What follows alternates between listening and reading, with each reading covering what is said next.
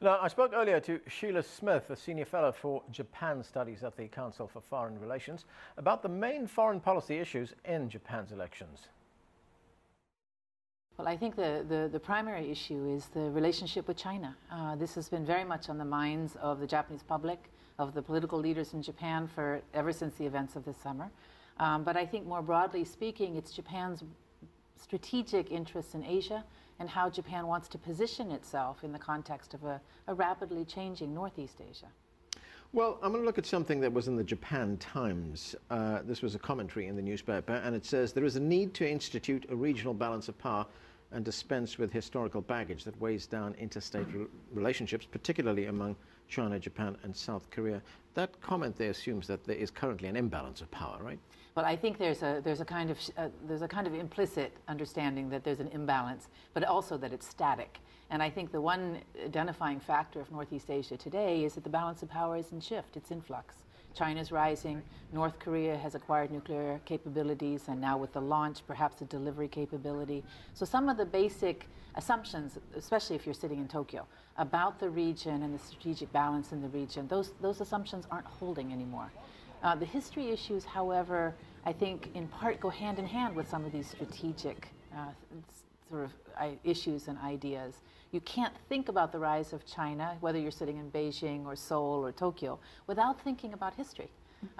It's very much a part of the identity of all these powers, and so somewhere in the mix, that identity piece of the strategic puzzle needs to be addressed as well.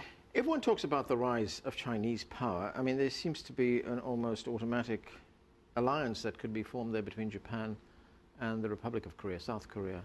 Is that happening? I mean, there was an instance recently when the two countries were about to sign an intelligence sharing agreement. That never happened. No, it didn't. I think that South Korea and Japan have been partners. They've been economic partners during the Cold War. They've both been allies of the United States.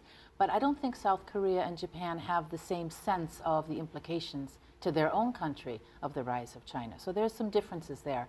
But the bilateral relationship between Seoul and Tokyo, as you know, also contains this element of identity, of history, of Japanese and South Korean understandings of the post-war settlement.